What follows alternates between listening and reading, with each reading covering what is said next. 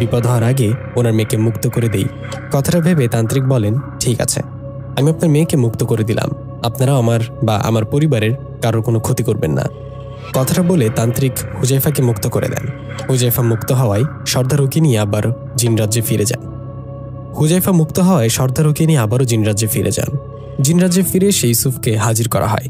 আর হুজাইফার বাবা জিন সর্দার বলেন, ইউসুফ, তুমি হুজাইফাকে মানুষদের দুনিয়াতে নিয়ে গিয়েছো কেন? তুমি জানো না ওরা অন্য জাতি? তোমার জন্য আমার মেয়ে আজ তান্ত্রিকের হাতে বন্দী হয়েছে। আমি তোমাকে অনেক বড় শাস্তি দেব। এমন অবস্থায় হুজাইফা বলেন, বাবা, এতে ইউসুফের কোনো দোষ নেই। আমি ওকে জোরাজোরি করায় ও বাধ্য হয়ে আমাকে নিয়ে গেছিল। ওকে কোনো শাস্তি দিও না।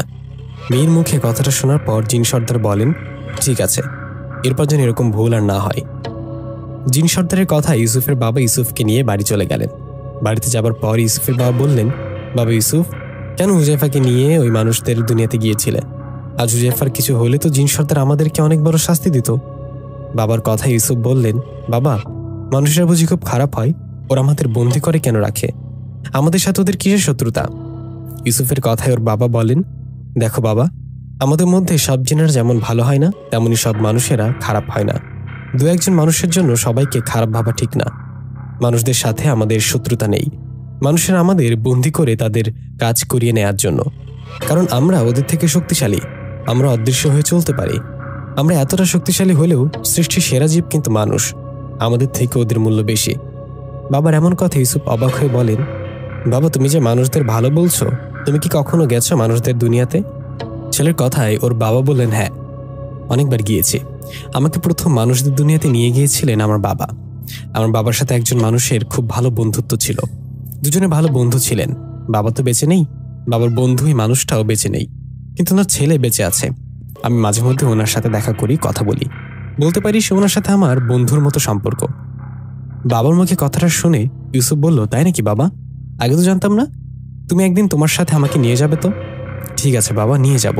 আর শোন, তুই হুজাইফাকে নিয়ে আর কখনো কোথাও যাবি না। এরপর কোনো বিপদ হলে কিন্তু সর্দার আমাদের ছাড়বে না। কথাটা বলে চলে গেলেন ইউসুফের বাবা।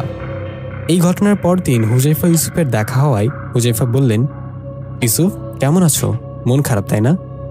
না, কেন মন খারাপ করব? আমার জন্য তোমাকে কথা শুনতে হলো, বাবা তোমাকে কথা শোনালো, এতে কোনো সমস্যা নেই। তবুও তোমাকে তো খুশি করতে পারছি। ইউসুফ এবার ওর দিকে তাকায়। হুজাইফার কথা ইউসুফ ওর দিকে তাকাতেই হুজাইফা বললেন, তুমি আমাকে পছন্দ করো, ভালোবাসো। তোমার চোখে আমার জন্য ভালোবাসা দেখতে পাই। তাই? আচ্ছা, এই একই প্রশ্ন যদি আমি তোমাকে করি তাহলে? আমার উত্তর হবে হ্যাঁ, ইউসুফ, তোমাকে আমার ভালো লাগে, আমি ভালোবাসি তোমাকে। কিন্তু হুজাইফা, তুমি জিন সর্দারের মেয়ে। তোমার বাবা যদি কোনোভাবে আমাদের সম্পর্কের কথা জেনে যায়, তখন কি হবে ভাবতে পারছো? সেটা তখন দেখা যাবে। ভালোবাসার মাঝে অনেক বাধাই তো থাকে। আমি তোমাকে ভালোবাসি, তুমি আমাকে ভালোবাসো, এটাই শেষ কথা। এখন এসব বাদ দাও। আজকে আমাকে কোথাও নিয়ে যাও না ঘুরতে। আবার আজকেও বায়না ধরলা। তোমার ইচ্ছেগুলো অদ্ভুত হয়, বুঝলা? এমন কিছু বায়না করো যেটা করলে দুজনে বিপদে পড়তে হয়। ইউসুফ ও হুজাইফার কথার মাঝখানে সেখানে একজন জিন চলে আসে। ঐশী ইউসুফকে উদ্দেশ্য করে বলে, ইউসুফ, তোমার বাবা অনেক অসুস্থ, তাড়াতাড়ি বাড়িতে যাও। সেই জিনের কথা ইউসুফ তাড়াতাড়ি করে বাড়িতে চলে গেলেন। বাড়িতে যাবার পর ইউসুফ দেখলেন তার বাবা অসুস্থ নয়, মৃত অবস্থায় পড়ে আছেন। বাবার লাশ দেখে ইউসুফ অনেকটা কান্নাকাটি করে। বাড়িতে গিয়ে ইউসুফ জানতে পারে তার বাবা যুদ্ধ করতে গিয়ে শহীদ হয়েছে। শুধু ইউসুফের বাবা নয়, আরো কয়েকজন মারা গেছে এই যুদ্ধে। জানা যায় পাশের রাজ্যের জিনদের সাথে যুদ্ধ করতে গিয়ে শহীদ হয়েছে।